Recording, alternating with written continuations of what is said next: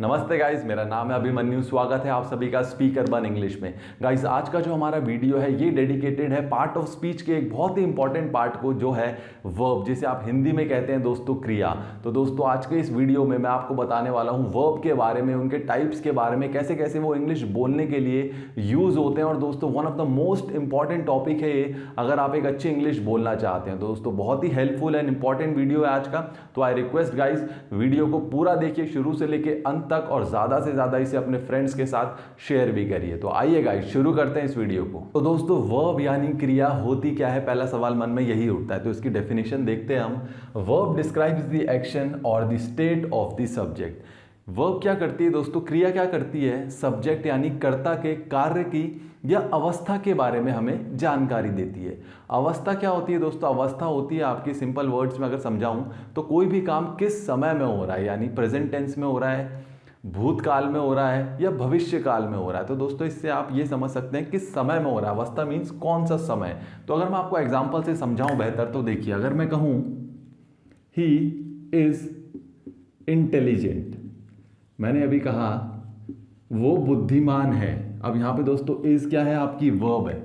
अब इज दोस्तों कोई फिजिकल काम तो है नहीं, इससे आपको क्या पता चल रहा है, टेंस का, कि वो बुद्धिमान है कब, आज वो बुद्धिमान है। अगर मैं ये कहता ही वॉज इंटेलिजेंट, तो क्या हो जाता दोस्तों, वो बुद्धिमान था। कब था, बीते हुए कल में। तो इससे हमें क्या पता चल रहा है, समय का, कि किस समय में था। इसी तरह अगर मैं कहूं ही विल बी इंटेलिजेंट, वो बुद्धिमान होगा। कब होगा, आने वाले कल में। तो दोस्तों यही होती है आपकी अवस्था यानी स्टेट। इसी तरह दोस्तों अगर मैं आपको देखूं, अगर हम दोबारा डेफिनेशन को देखें, तो वर्ब डिस्क्राइब द एक्शन और द स्टेट। तो दोस्तों यही आपकी टाइप्स ऑफ वर्ब्स होती हैं। एक होती है आपकी एक्शन वर्ब, जिसे आप डायनामिक भी कहते हैं, और एक होती है आपकी स्टेटिव वर्ब, स्टेट वर्ब, जिसे आप स्टेटिव भी कहते हैं। एक्शन और स्टेट दोनों टाइप्स की वर्ब होती हैं। अब दोस्तों ये दोनों वर्ब क्या होती हैं, जैसा कि नाम से ही क्लियर है दोस्तों, एक्शन वर्ब है ये। तो एक्शन मीन्स यहां पे कुछ एक्शन हो रहा होगा, कोई फिजिकल काम हो रहा होगा। जैसा कि अगर मैं कहूं रन या सिट, या मैं कहूं स्टैंड, या मैं कहूं स्विम, तो ये दोस्तों सब क्या हो रहा है, सब में कोई फिजिकल काम हो रहा है। तो ये क्या है, एक्शन वर्ब्स हो गई सारी।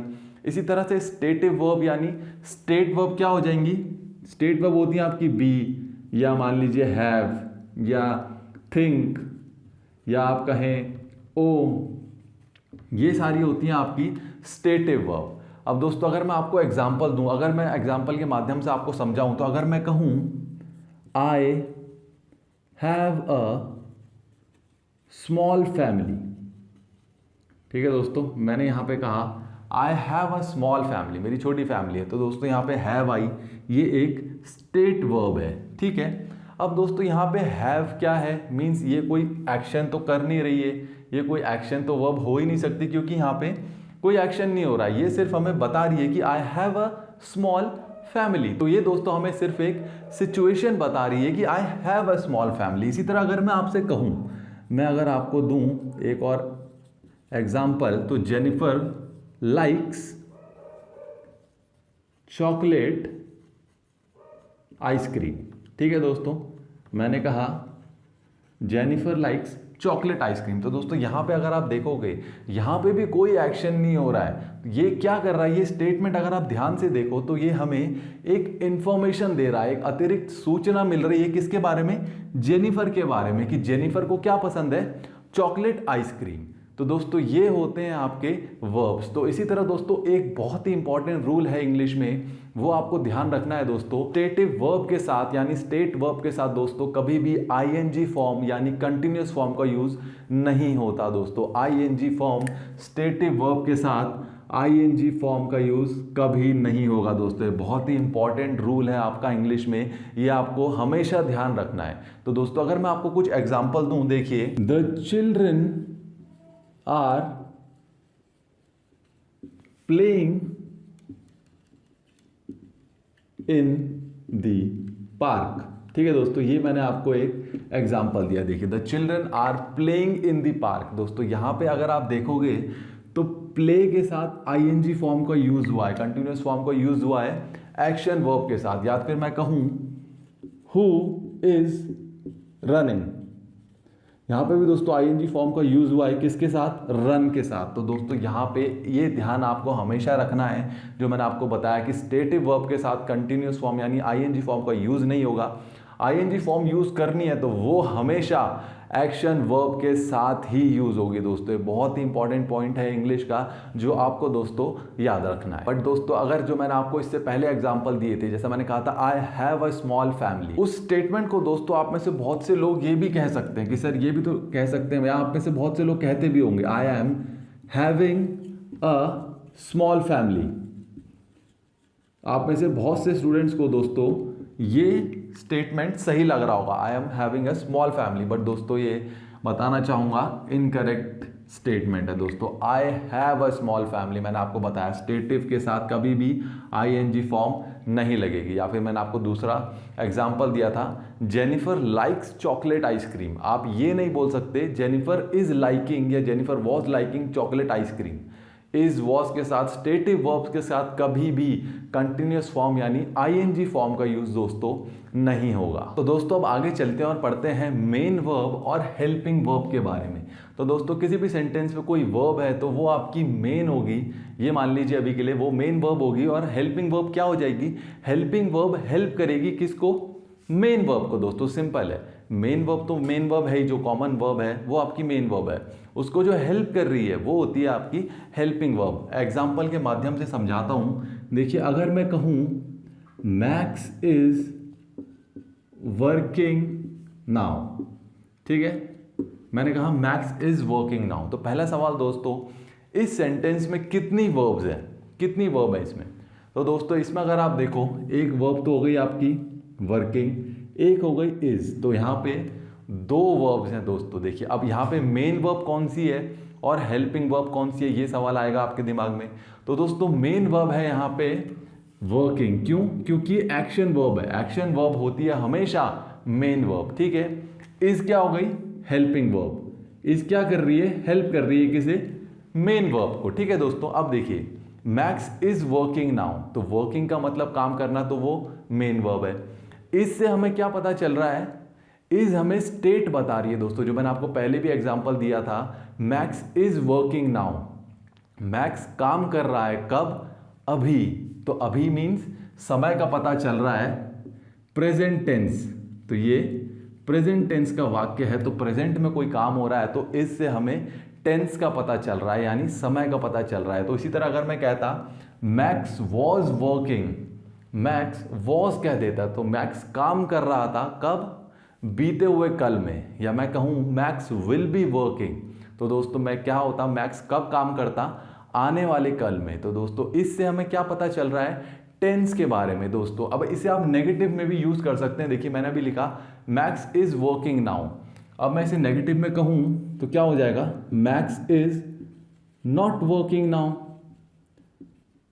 Max is not working now. यहां पे भी helping verb is I, but negative sentence में, तो नेगेटिव सेंटेंस में भी हेल्पिंग वर्ब का यूज हो सकता है, या फिर इंटेरोगेटिव में भी हो सकता है दोस्तों। अगर आप देखो तो अगर मैं कहूं is max working now, is max working now, तो यहां पे भी दोस्तों इज का यूज हुआ कैसे, एज एन इंटेरोगेटिव फॉर्म। तो दोस्तों किसी भी फॉर्म में, पॉजिटिव हो चाहे नेगेटिव हो चाहे इंटेरोगेटिव हो, आप हेल्पिंग वर्ब का यूज कर सकते हैं। तो दोस्तों एक चीज और बताना चाहूंगा, जो सबसे ज्यादा यूज होती है हमारी हेल्पिंग वर्ब, सबसे ज्यादा वो तीन होती हैं आपकी, एक होती है बी, एक होती है डू और एक होती है हैव।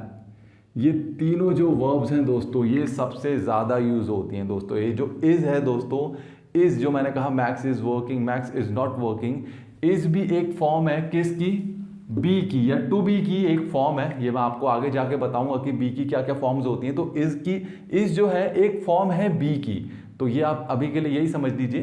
तो बी का ही यूज हुआ है यहाँ पे, बट बी की एक फॉर्म इज होती है तो हमने इज का यूज किया। तो दोस्तों आइए अब आगे चलते हैं और मैं आपको कुछ एग्जांपल्स के माध्यम से और बेहतर जानकारी देता हूं। तो आइए दोस्तों अब हम एग्जांपल्स देखते हैं। हमारी जो सबसे ज़्यादा मोस्टली यूज जो हमारी हेल्पिंग वर्ब्स होती हैं, be, do and have. Be के एग्जांपल मैंने आपको बता दिया। डू का देखिए, I don't play cricket every weekend. यहाँ पे मैं दोस्तों नेगेटिव सेंटेंस में हेल्पिंग वर्ब डू का यूज कर रहा हूँ। तो डू का क्या हो गया? डोंट। तो आई डोंट प्ले, या फिर आप इंटेरोगेटिव में भी यूज कर सकते हैं, जैसा मैंने आपको बताया, do you play cricket every weekend. तो दोस्तों इंटेरोगेटिव में भी कर सकते हो आप, नेगेटिव में भी कर सकते हो, पॉजिटिव में भी कर सकते हो। अब अगली जो वर्ब है आपकी हेल्पिंग वर्ब, वो है आपकी हैव। अब हैव का देखिए use, we have visited Japan 3 times. दोस्तों अब यहाँ पे इस सेंटेंस में पहली बात तो ये देखिए वर्ब्स कितनी है दोस्तों, 2 वर्ब्स हैं। मेन वर्ब हो गई आपकी विजिटेड, हेल्पिंग वर्ब हो गई हैव। दोस्तों यहाँ पे हैव क्या है? As an helping verb use हुई है। किसको हेल्प कर रही है? विजिटेड को। अब दोस्तों आप बोलेंगे सर कैसे यूज कर रही है, कैसे हेल्प कर रही है, सॉरी। तो दोस्तों आइए देखते हैं। अगर दोस्तों यहाँ पे हैव ना होता, इस सेंटेंस में हैव ना होता, तो ये सेंटेंस क्या हो जाता? We visited Japan 3 times. इस सेंटेंस का अगर आप मतलब देखोगे दोस्तों तो क्या निकल के आ रहा है? We visited Japan 3 times. हमने 3 बार जापान विजिट किया। दोस्तों अगर आप इसे थोड़ा सा डीप देखो तो इसमें एक सिंगल एक्सपीरियंस की बात हो रही है सेंटेंस में। We visited Japan 3 times means हमने पिछले साल 3 बारी जापान को विजिट किया, एक सिंगल एक्सपीरियंस की बात हो रही है। बट अगर मैंने यहाँ पे हैव लगा दिया, जो कि मैं बात कहना चाह रहा था, तो मैं ये कहना चाह रहा था we have visited Japan 3 times. अब अगर आप इस सेंटेंस को देखोगे तो इसमें दोस्तों बात हो रही है पूरे लाइफ के एक्सपीरियंस की। मैंने अपनी पूरी लाइफ में, हमने अपनी पूरी लाइफ में 3 बारी जापान को विजिट किया है। तो दोस्तों यही मैं कहना चाह रहा था कि मैं पूरी लाइफ में 3 बारी विजिट कर चुका हूं जापान। मैं ये नहीं कह रहा था कि मैंने पिछले साल 3 बारी विजिट किया। तो दोस्तों इस तरीके से हैव ने जो है विजिट को हेल्प किया है। तो ये हो गई हेल्पिंग वर्ब। अब दोस्तों एक एग्जाम्पल और देखते हैं। देखिए हैव का अगर मैं कहूं we have a car, we have a car, मैंने यहां पे कहा वी हैव अ कार। तो यहां पे दोस्तों आप कहोगे कि हैव तो जो है हेल्पिंग वर्ब है, तो यहां पे मेन वर्ब क्या है? तो दोस्तों यहां पे अगर आप देखोगे तो वी हैव अ कार। अब बिना मेन वर्ब के तो सेंटेंस होगा नहीं। तो यहां पे क्या है दोस्तों? हैव आपकी हेल्पिंग नहीं, मेन वर्ब है। दोस्तों बहुत ही इंपॉर्टेंट पॉइंट है, ये आपको ध्यान रखना है कि किसी किसी केसेस में, बहुत ही कुछ केसेस होते हैं ऐसे जहां पे आपकी helping verb B, do and have काम करती है एज एन मेन वर्ब का दोस्तों। तो यहाँ पे अगर आप देखोगे वी हैव अ कार, यहाँ पे हैव जो है हेल्प नहीं कर रहा है। हैव क्या दिखा रहा है? हमारे पास कार है। तो it means have indirectly represent कर रहा है किसको? ओ को। वी ओ अ कार या वी हैव अ कार, मतलब सेम है दोनों का। तो ओ की जगह पे आ गया हैव। तो हैव क्या हो गया दोस्तों? आपका मेन वर्ब। तो दोस्तों ये बहुत ही इंपॉर्टेंट पॉइंट है कि हेल्पिंग वर्ब्स बहुत ही कम केसेस में, बट कभी कभी ऐसा होता है कि helping verb as an main verb भी आपकी यूज होती है। तो अगली टाइप की जो दोस्तों आपकी हेल्पिंग वर्ब्स होती हैं वो होती हैं आपकी मॉडल्स। दोस्तों इन्हें मॉडल्स नहीं कहते, मॉडल्स। मॉडल्स ठीक है दोस्तों। इनके एग्जांपल है can, could, may, might, shall, should, would. दोस्तों इन पे मैं एक सेपरेट वीडियो बना चुका हूं दोस्तों, बट जिनको नहीं पता मैं बता देता हूं दोस्तों। बेसिकली मॉडल क्या होता है? मॉडल इज, ये सेंटेंस में ये मूड ऑफ द सेंटेंस बताता है। सेंटेंस किस मूड में है, किस एटीट्यूड में जो सेंटेंस बोला गया है, मॉडल ये बताता है आपको। तो ये जो हेल्पिंग वर्ब है आपकी मॉडल्स जिन्हें आप कहते हैं, ये मूड बताते हैं। कैसे? मैं आपको एग्जांपल से समझाता हूं। देखिए मैंने कहा इट माइट रेन टुडे, आज बारिश हो सकती है, मतलब बारिश होने की संभावना है कि आज हो सकती है बारिश। गारंटीड है ऐसा नहीं कहा मैंने क्या कहा? इट माइट रेन टुडे, मतलब पॉसिबिलिटी है कि हो सकती है। तो यहाँ पे दोस्तों माइट से आपको क्या पता चल रहा है? देखिए माइट से बारिश के होने की पॉसिबिलिटी को पता चल रहा है। पॉसिबिलिटी बता रहा है माइट। अगर आप इस सेंटेंस से हटा दें तो क्या हो जाएगा? इट रेन टुडे, मतलब आज बारिश होगी। बट ये तो मैं कहना ही नहीं चाह रहा हूं, मैं तो ये कहना चाह रहा था कि आज बारिश हो सकती है। तो दोस्तों हो सकती है मीन्स पॉसिबिलिटी के लिए आपकी हेल्पिंग वर्ब आ गई माइट। ठीक है दोस्तों। अब इसी तरह दोस्तों देखिए my brother can play guitar, मेरा भाई गिटार बजा सकता है। तो दोस्तों यहां पे मैं अपने भाई की क्या है? एबिलिटी दिखा रहा हूं, एबिलिटी बता रहा हूं कि मेरा भाई गिटार बजा सकता है। तो my brother can play guitar, तो कैन ने क्या किया दोस्तों? एबिलिटी दिखाई। यहाँ पे क्या दिखाया कैन ने?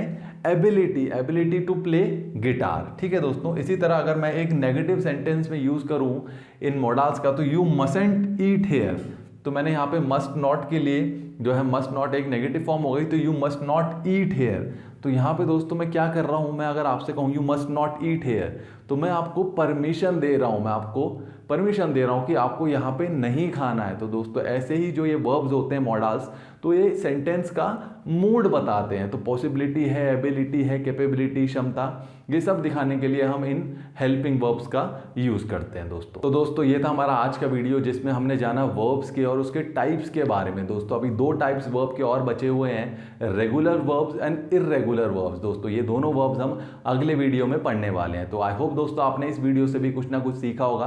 तो मिलते हैं अगले वीडियो में दोस्तों, तब तक के लिए नमस्कार, धन्यवाद।